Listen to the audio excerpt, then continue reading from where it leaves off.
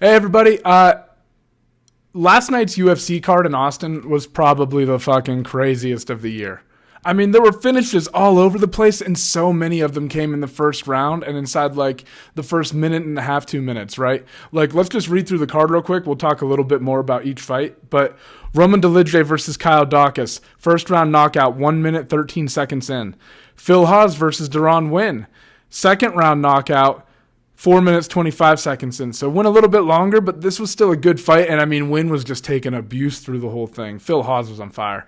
Cody Stamann versus Eddie Wineland. First round knockout, 1 minute, 59 seconds in. 59 seconds.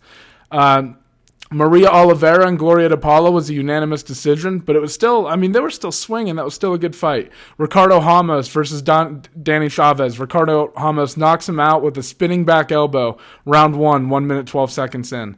Jeremiah Wells versus Court McGee. First round knockout, 1 minute, 34 seconds in. Natalia Silva versus Jasmine Judavicius. Again, good fight, but that one went the distance. Adrian Yanez versus Tony Kelley. First round knockout, 3 minutes, 49 seconds in. Why isn't this updated? I'm on MMA Junkie's site. The times aren't updated here. Let me see if I can go over to the UFC. But my point is just that, man, the knockouts just started coming and they never stop. Isn't it weird too? I always feel this way. Not always, like sometimes there's randomness to the card, but sometimes there'll be like a tone that gets set and then it reverberates throughout the entire card. Maybe it's not that, but it feels like there's like an energy or something that influences these things, right? Maybe it's just really is strictly just the combination of, the matchups that were made and the way that they, things go stylistically. I don't know, but it seems more to me like there's like this kind of like fight that'll set the tone and then the whole card will kind of like take on the tone of that. You know what I mean? Sometimes it feels that way, and this was definitely one of those times. Gregory, let's get back to reading these knockouts off real quick, and we'll talk a little bit more about each of the fights. Gregory Rodrigues knocked out Julian Marquez in the first round, 3 minutes, 18 seconds in. Ismagulov versus Guram Kutateladze. I think I got Kutateladze. It's got to be something like that. I'm close. Split decision, so that one went the distance. Buckley versus Albert Duraev, second round TKO. Doctor stoppage, though, right? Tim Means versus Kevin Holland, second round submission. Kevin Holland hit him with that Darsh. And Calvin Kattar versus Josh Emmett was a split decision, but a good fucking fight. So it's like, I just can't remember a card in recent memory where there were so many finishes and so many first-round finishes. And it started to dwindle off a little bit, I guess, as you got to the main card, but the prelims were fucking, like, all bangers. And the main card fights were all great, too. It's just like, man, the amount of finishes. But let's start going back through some of these from the beginning, right? So starting off with Roman DeLoe versus Kyle Daukaus. Daukaus was a heavy favorite coming into this one, man. It's kind of odd that he slipped this far down the prelims, but it just kind of shows you how this was a good card in terms of the names and everything too. But man, DeLoe it's weird how karma kind of plays out in these fights, right? Like Daukaus obviously headbutted Kevin Holland in the last fight, knocked him unconscious, then he picked up a win or whatever, and then I think it was overturned. I can't remember if they actually overturned it, but I believe they did. And I think so. I think it turned into a no contest because Kevin Holland was like, I think I lost that, whatever. Anyway, Kyle Daukaus eats this headbutt, right? And it's a clean headbutt, man. Like, it did some damage, for sure. And DeLoe just swarms him and ends up picking up a knockout, in the first round. Like, clipped him. I think he clipped him with a left. I can't fucking remember. I just watched the fights back this morning. But he clipped him and then just kind of swarmed him and, completely dominated the fight, and even when they were in like those clinch positions, you could just tell that like DeLoe was in control and he was there to fucking get the job done, and he did. Like I said, 1 minute 13 seconds into the first round, just kind of overwhelmed Daukaus, hurt him, and never let off when he did hurt him. And it just makes you wonder how much of that was due to the headbutt. Like you can say it's not at all, but like it had to have some kind of impact, right? Had to have something to do with it. I don't know. Not saying that that's why it happened, but I'm just saying, like, it'll definitely impact stuff, That's a significant strike, and you're hitting them with a hard part of your head. Anyway, we move on to the next fight between Phil Haas and Deron Winn at middleweight. And, man, Haas didn't really do anything wrong in this fight, right? Like, he was fucking dotting Deron up. I mean, hitting him with like elbows, and then he's just so crisp when he's coming down the pipe and stuff, right? Doubles up on his jab and brings the right hand over top. He was mixing knees in there, dominating the clinch positions.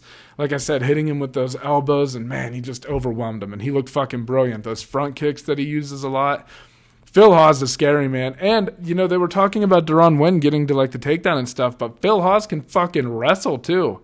And he's a big guy, so he has, like, all these advantages over Wynn. Wynn is somebody, I mean, like, also, look at how fucking Hawes is built for 185 and how big he is, and look at how Wynn was built. I mean, 185 is a big weight class for Deron Wynn. You know what I mean? Like, I don't care what anyone says. Like, it's going to be hard. DC is an exception, I feel like, to this rule. Like, his body was never, like, great. But he is a big, dense dude.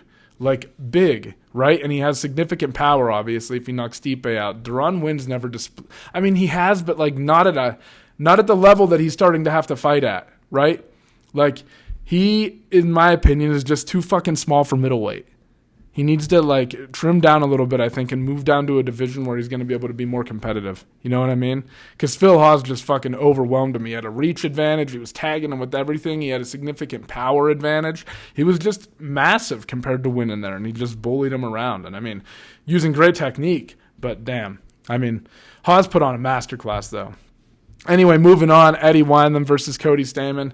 Man, I knew this was going to be a tough fight for Eddie Wineland, no matter how it played out, right? But I didn't expect Stamann to come out and do what he did, knocking him out in 59 seconds. Just fucking swarmed him and overwhelmed him, man. And, you know, Eddie Wineland is one of those guys who's been around for forever, but he's getting older now. And, man, that, like, style that he has where he's kind of, like, you know what I mean? That way that he moves when he's, like, man, against a guy who's just staying short, compact, he's athletic, explosive like Cody, like young. Gonna have a rough time, and Cody just unleashed and showed like why his style is so overwhelming against a guy like Wineland that's late in his career especially. So big win for Cody, but man, retired Eddie Wineland, and tough way to see him go out. And you know, this is one of those matchups where you look at it and go, should they really be fighting? I don't know. At least I did. Maria Oliveira picked up a split decision victory over Gloria DePaula, and what ended up being like a great fight. Like, I feel like Maria Oliveira felt like she, like, I don't know if she looked at the odds or something and felt disrespected, but man, she came out swinging. And not that her technique is like the greatest, but she has reach, and she was throwing with fucking intent, marching forward like DC was complaining about how square she was. But it's like, it's all situational, right? Like, that might get her in trouble in a later fight, but DePaula wasn't really doing anything to counter it. Like, she wasn't sliding off and coming over the top and, like, taking advantage of it. So if it's working, it's just working. You know what I mean? Like, I understand that that was, like, something that maybe not be technically correct, but in this particular fight, it was working. Like, that style, that blitzing forward and stuff. And it was a good back-and-forth fight. I don't know. I can see why you gave it to Maria, just because she was being aggressive and doing that and kind of setting the tone of the fight. You know what I mean? There were moments where I felt like Gloria, though, like, did take over, and you could debate it either way. But, man, it was just an exciting fight either way, right?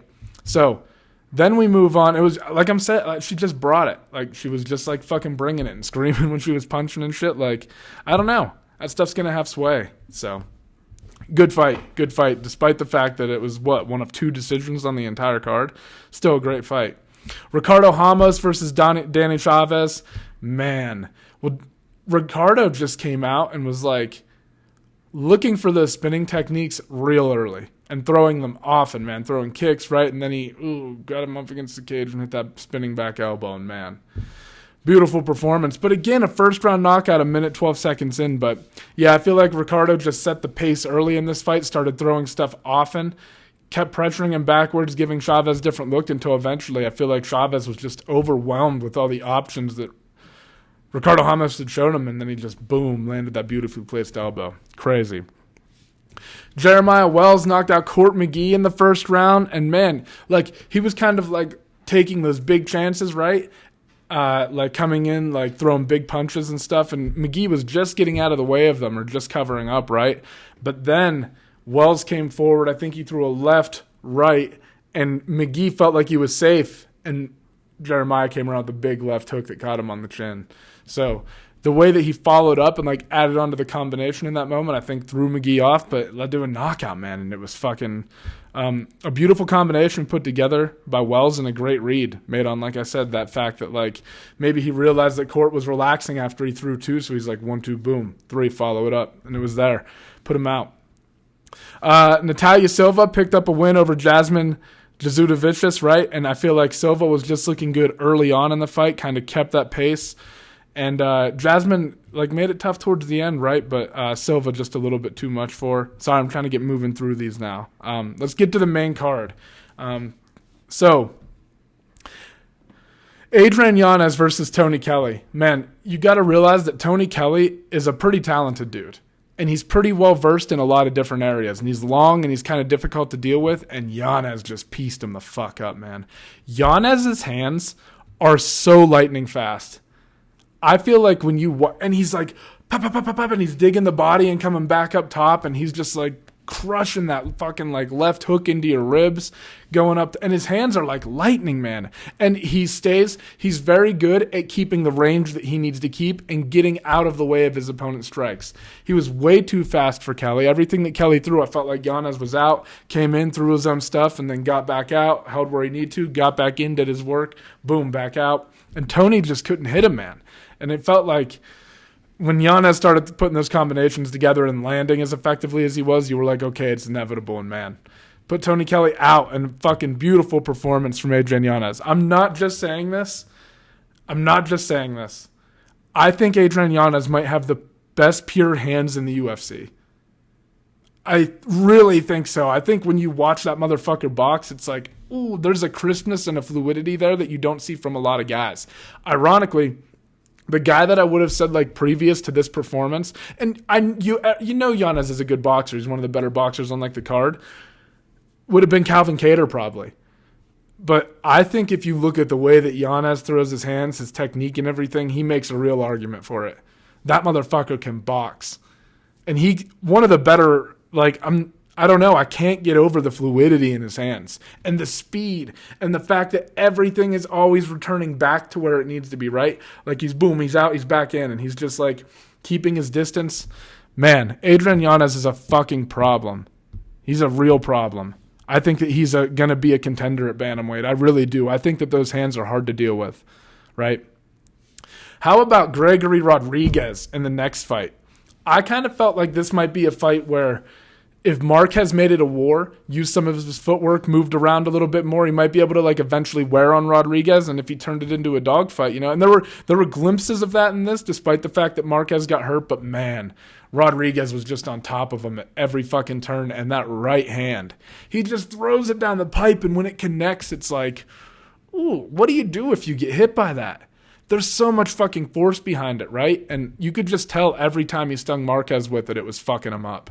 Like, damn, that's different. And like I said, there were moments where they were like up against the cage, like Rodrigues was on his back, like, and Marquez, I was like, okay, these situations look good for Gregory, but they actually might be an advantage for Marquez because he might be able to make it gritty, right? And you saw Marquez was able to get back to his feet. He returned some shots of his own, like landed, but Rodrigues, man, just kept fucking pulling back and boom, firing that right hand and sitting him down, and eventually got the knockout. And just a great fucking performance. I kind of thought that might be how it went, right? Like Rodrigues was landing early, looking really sharp, and Marquez would have to weather a storm. But Marquez never really got to that point where he could start turning the tide in his favor. Rodrigues just stayed out in front of it the whole time and kept landing and landing and landing and overwhelmed him, man. Like I said, I thought Marquez was going to make this and there were moments where he might have been able to, and Gregory just kept it on him and never allowed it to happen. All right, Damir Ismagulov versus Guram Kutateladze. This was a great fight, but I kind of felt like Damir just barely picked it up right. I don't know. Very, very evenly matched. Man, Guram's fucking kicks and everything that he goes for, I don't know. It just felt like there were moments where Damir was doing a little bit more. You know what I mean? So, I don't know. Close fight, very competitive. I was a big fan of watching this one, but I really don't know. It was one of those ones where I was like, I could have gone either way. You know what I mean? Not too upset about it either way. Joaquin Buckley versus Albert Duraev. This was the fight where, like, I could not understand the fucking odds coming into this one. Albert Duraev had fought one opponent, right? Roman Kopylov, who was 0-1 in the UFC going into their matchup. Joaquin Buckley had fought.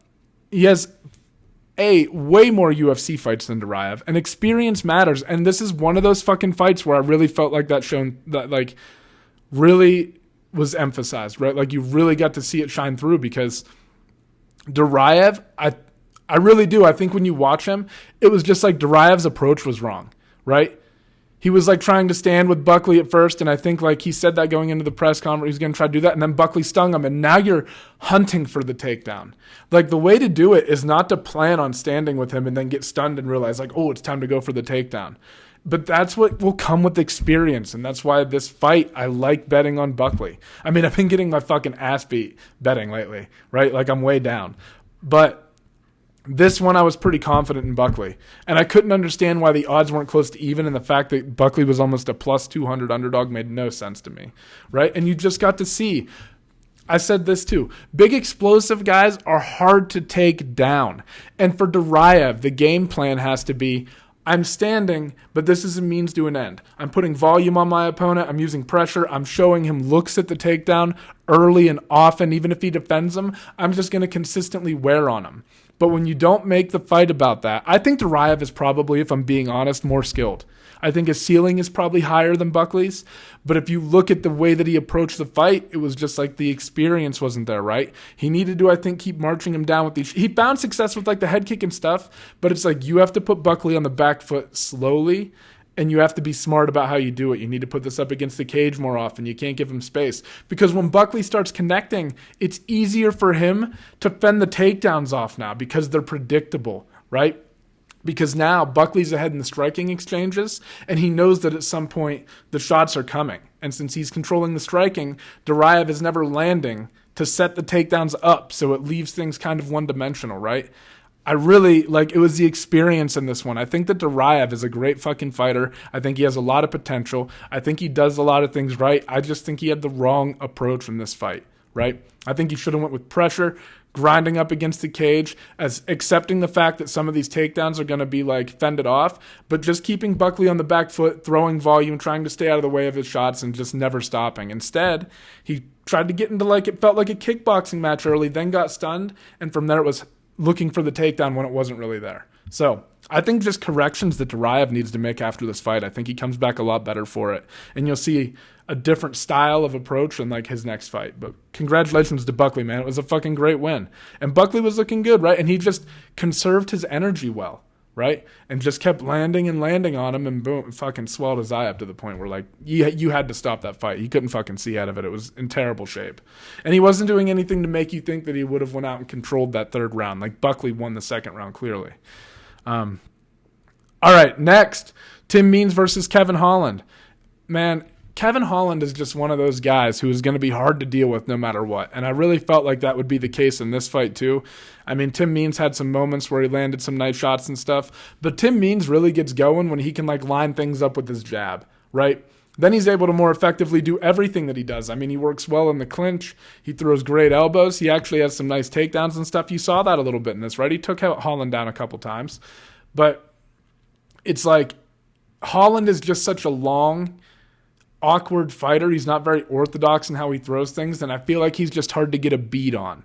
And when Means couldn't get a beat on him, like they'd get into some exchanges and stuff, and it just felt like Holland was a little bit faster, cracking him from places where Tim Means couldn't quite reach Kevin and stuff. And then, they came out, he hurt him in the second round, and then Holland jumped all over the submission. And I'm going to do a breakdown of that as well, so keep an eye out for that. Maybe if I remember, I'll put it right here in the video, right? One of these sides. But yeah, keep an eye out for that. We'll break down that submission because it was beautiful from Kevin Holland. But just one of those fights again where Holland, I just felt like a little bit too skillful, a little bit too unpredictable for Tim Means. All right, now we get to the main event. And we've got Calvin Kattar versus Josh Emmett. And we talk a lot lately about like robberies and stuff like that. I don't think that you can get upset about the way that this fight got scored either way. I mean, obviously, when you listen to the guys in the press conference and stuff like that, one guy's going to think that they won and one guy's going to think that they lost. But, man, I'll tell you what. I watched the fight this morning, and I felt like Josh Emmett won the first round. It was close, but I just feel like the work he did to the body and like he was throwing the bigger shots, kind of moving Kattar around the octagon, pushing him to where he didn't want to be. In a close round, I just felt like that was a little bit more impactful, right?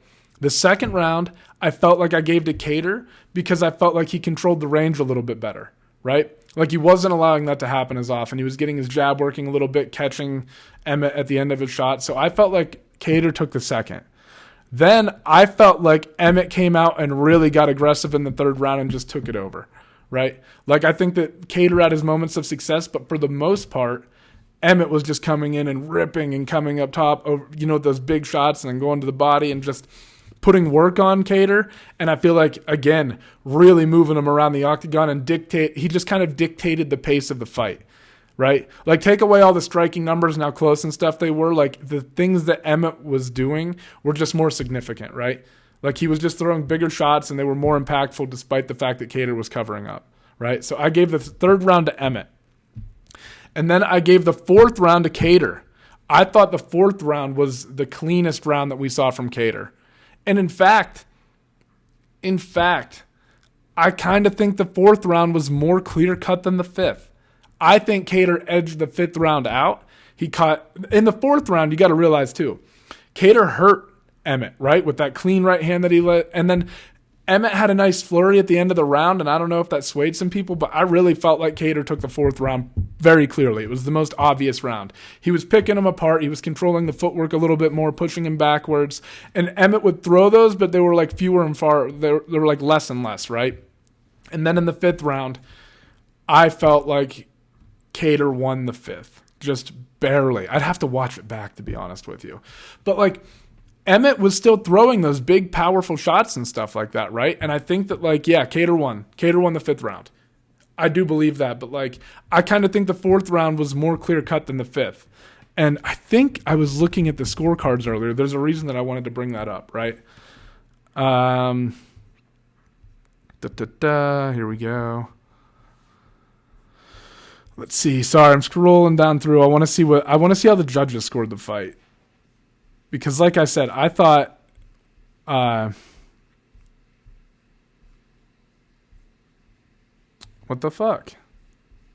Means Buckley, Duraev, Marquez, Rodrigues. Damn, they have like every fight but I'm on MMA Junkie. I don't know if like their sites like